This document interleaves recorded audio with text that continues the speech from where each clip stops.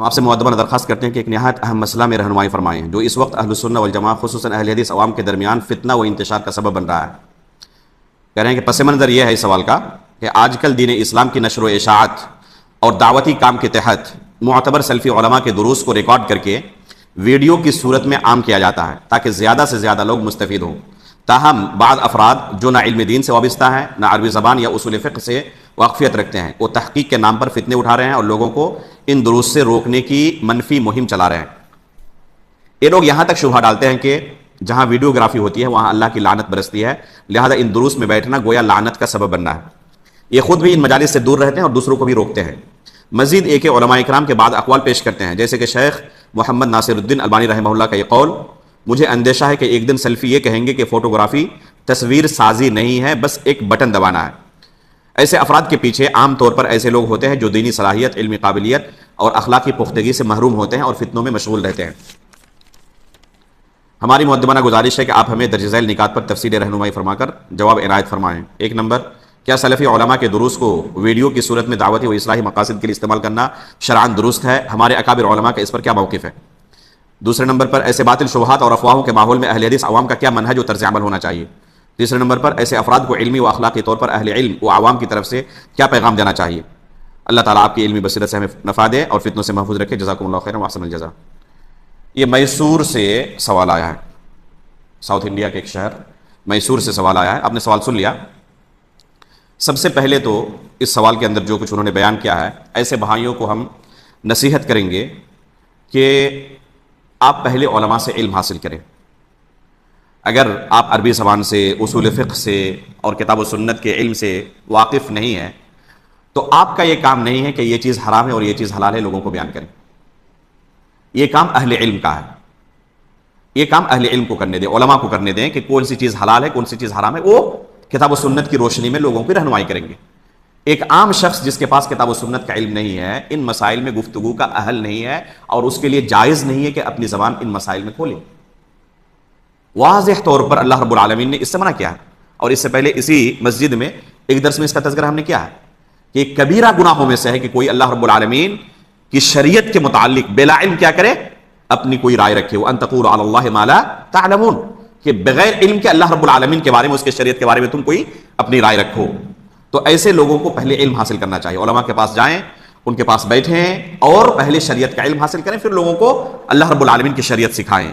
طلب علم سے پہلے نشر علم یہ عقلاً اور نقلاً دونوں اعتبار سے جرم ہے، جائز نہیں ہے ایسے لوگوں کے لیے کہ شرعی مسائل پر لوگوں کی رہنمائی کریں۔ دوسری بات جو انہوں نے مسئلہ پوچھا ہے ویڈیوگرافی کا، تو سب سے پہلے میں یہ کہنا چاہوں گا کہ یہ ویڈیوگرافی جو ہے یہ جدید مسائل میں سے ہے۔ اللہ کے رسول صلی اللہ علیہ وسلم کے زمانے میں، سلف صالحین کے زمانے میں ان چیزوں کا وجود نہیں تھا۔ اہل علم کی اصطلاح میں اس طرح کے مسائل کو نوازل کہا جاتا ہے، یعنی جو آج ہمارے سامنے درپیش ہوئے ہیں۔ پرانے زمانے میں صحابہ اکرام، تابعین، تبع تابعین کے زمانے میں ان چیزوں کا وجود نہیں تھا۔ ایسے مسائل میں خصوصی طور پر ہر ایک کو زبان کھولنے کی اجازت نہیں ہے کہ ہمارے علماء کی طرف وہ کیا کریں گے، رجوع کریں گے اور ان کی رہنمائی کے مطابق عمل کریں گے۔ اب اس مسئلے میں یہ جب سے ویڈیوگرافی کا وجود ہوا ہے، اس کے بعد پوری دنیا کے اندر جو سب سے کبار علماء گزرے ہیں ان کے فتاوے کو آپ دیکھیں کہ انہوں نے اس بارے میں امت کو کیا رہنمائی کی ہے۔ بعض علماء پائیں گے کہ انہوں نے شروع میں اس کی مخالفت کی تھی، جیسے کہ شیخ ابن باز رحمہ اللہ بھی ہیں، اجازت نہیں دیتے ویڈیوگرافی کی، منع کرتے تھے، لیکن آخری زندگی میں ان کی رائے بدلی اور باضابطہ انہوں نے اجازت دی اور ان کے آخری زندگی کے دروس ریکارڈ ہوئے ہیں، موجود ہیں۔ شیخ ابن عثیمین رحمہ اللہ جو آخری صدی میں پوری دنیا کے اندر معروف اہل علم تھے، پوری دنیا کے علماء ان کے علم کی گواہی دیتے ہیں۔ شیخ ابن عثیمین رحمہ اللہ کے بے شمار دروس ریکارڈ ہوئے، باضابطہ اجازت دیتے تھے اور ان کے دروس سے ہی تفریق کر کے ان کی کتابیں چھاپی گئی ہیں۔ ان کی جو کتابیں ہیں ان کے اپنے ہاتھ کی لکھی ہوئی کتابیں نہیں ہیں، انہی دروس سے بعد میں تفریق کر کے کیا کیا گیا ہے، ان کتابوں کو تیار کیا گیا ہے۔ لہذا آپ اگر دیکھیں کہ جب سے اس ویڈیوگرافی کا دنیا کے اندر جنم ہوا ہے، اس کے بعد پوری دنیا کے اندر جن علماء کے علم کے اوپر اعتماد کیا جاتا ہے ان کا تقریباً شبہ اتفاق رہا ہے کہ یہ چیز دروس وغیرہ کی ریکارڈنگ کی حد تک جائز ہے، اس کی گنجائش ہے۔ استاد محترم شیخ سلیمان الرحیلی حفظہ اللہ اس مسئلے کو، اور شیخ اصولی ہے، اصول فقہ کے ماہرین میں شمار ہوتا ہے پوری دنیا کے اندر. تو شیخ اس مسئلے کو بہت بہترین انداز میں سمجھاتے ہوئے کہتے ہیں کہ ویڈیوگرافی کی دو صورت ہے. ایک ہے لائیو، آپ یہاں پر سامنے کیمرہ لگا دیں اور یہاں جو کچھ ہو رہا ہے دور بیٹھا ہوا شخص بالکل اسی طرح دیکھ رہا ہے، سن رہا ہے. تو اس کے جائز ہونے میں کوئی شبہ نہیں ہے. یہ بالکل ایک شیشے کے سامنے کسی شخص کا کھڑا ہونا ہے، جس طرح وہ ہے اسی طرح اسے نقل کیا جا رہا ہے حرکت کے ساتھ. تو اس کے جائز ہونے میں اگر لائیو ہو، مباشر جسے عربی میں کہتے ہیں، تو اس کے جائز ہونے میں براہ راست اگر نشر کیا جا رہا ہے تو کوئی حرج نہیں ہے، کوئی شک نہیں ہے اس کے جائز ہونے میں. دوسری صورت ہے کہ لائیو نہ ہو، براہ راست نہ دکھایا جا رہا ہو، بلکہ اسے ریکارڈنگ کی جا رہی ہو، بعد میں وہ محفوظ رہے، جب چاہے ہم اس کو کیا کریں، بعد میں جب چاہے اسے دیکھ سکتے ہیں. تو اس کے بارے میں شیخ کہتے ہیں کہ اس کی دو ہمارے سامنے شکل آتی ہے. ایک شکل یہ ہے کہ وہ آپ نے ویڈیو چالو کیا اور وہ حرکت کرنے لگی. ایک شخص بول رہا ہے، دیکھ رہا ہے، حرکت کر رہا ہے. تو جب حرکت کر رہی ویڈیو تو یہ تصویر کے حکم میں داخل نہیں ہے. کیوں؟ کیونکہ حدیث کے اندر کیا وعید آئی ہے، اگر کوئی شخص کسی کی تصویر کشی کرتا ہے، قیامت کے دن اسے حکم دیا جائے گا اس کے اندر روح پھونکنے کے لیے، اور وہ روح نہیں پھونک سکتا. تو یہ ویڈیوگرافی جو ہے جس میں حرکت جاری ہے، وہ جسم اور روح دونوں کی حرکت کو کیچ کر رہا ہے، ریکارڈ کر رہا ہے. تو جسد اور روح، جسم اور روح دونوں کو چونکہ اس نے کیچ کیا ہوا ہے، اس لیے یہ نہیں کہا جائے گا تم اس میں روح پھونکو. حدیث کے اندر جو وعید آئی ہے روح پھونکنے کے تعلق سے، کہ اسے کہا جائے گا اس تصویر میں روح پھونکو، تو یہ روح کے ساتھ ریکارڈ ہوئی ہے، لہذا اس وعید کے اندر یہ شامل نہیں ہے. اس ناحیے سے دیکھا جائے تو ویڈیوگرافی کو جائز ہونا چاہیے. ایک دوسری شکل اس کی یہ ہے کہ جب چاہے آپ اس بٹن کو دبائیں اور فوراً تصویر رک جاتی ہے. وہ ویڈیوگرافی کیا ہوتی ہے؟ رک جاتی ہے، اور بالکل تصویر کی صورت میں آپ کے سامنے کھڑی رہتی ہے، اس میں کوئی حرکت نہیں ہوتی. تو یہ تصویر ہے، اور تصویر کے لیے جو وعید آئی ہے اس میں روح پھونکنے کے لیے کہا جائے گا. تو یہ صورت جس میں آپ نے اس کو پاؤز کر دیا، روک دیا، ٹھیک ہے، تو تصویر کی شکل میں آپ کے سامنے ایک دم کھڑی ہے، تو یہ اس وعید کے اندر داخل ہے. لہذا ایک جانب سے دیکھا جائے تو اسے کیا لگ رہا ہے؟ حلال ہے. دوسری جانب سے دیکھا جائے تو اسے لگ رہا ہے حرام ہے. تو ایسی چیز جو بعض جوانب سے حرام اور بعض جوانب سے حلال لگے، اس طرح کے مسائل کو شریعت کی اصطلاح میں مشتبہات کہا جاتا ہے. ایک مشتبہ امر ہے، ایک مشتبہ معاملہ ہے، شبہ والا معاملہ ہے. اور اس طرح کے معاملات میں شریعت کا اصول یہ ہے کہ ہم لوگوں کو وصیت کریں گے کہ اس سے پرہیز کریں. یہ عام ویڈیوگرافی کے بارے میں ہے. کوئی شخص کیمرہ اٹھایا اور ویڈیوگرافی کر رہا ہے، کس چیز کی؟ چند ساتھیوں کی، آپس میں گفتگو کر رہے ہیں، مذاق کر رہے ہیں. عام ویڈیوگرافی. ہوٹل گیا ہے کھانا کھانے کے لیے، ویڈیوگرافی کر رہا ہے، ٹھیک ہے، بہت سارے لوگ کرتے رہتے ہیں. تو عام ویڈیوگرافی کے بارے میں کہہ رہے ہیں کہ اس کے اندر ایک جانب حلال ہونے کا ہے اور دوسرا جانب حرام ہونے کا. اس لیے مشتبہ امور میں سے ہے، مشتبہ معاملات میں سے ہے.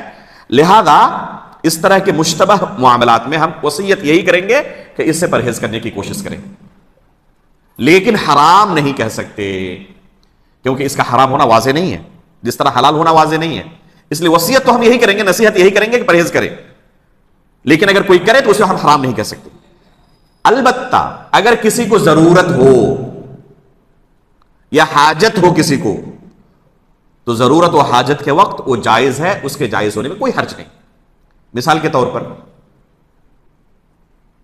عدالت میں جج کو، وکیل کو، پولیس کو ضرورت ہے کسی مجرم کے جرم کو ثابت کرنے کے لیے ریکارڈنگ کرنا، ٹھیک ہے. ایک مجرم کو سزا دلانے کے لیے اس کی حرکت کی ویڈیوگرافی کرنا، جیسے سی سی ٹی وی کیمرے لگے ہوتے ہیں نا حفاظت کی خاطر، تو اس کے جائز ہونے میں کوئی حرج نہیں ہے، کیونکہ یہاں پر کیا ہے؟ ضرورت ہے لوگوں کے جان و مال کی حفاظت تاکہ ہو سکے.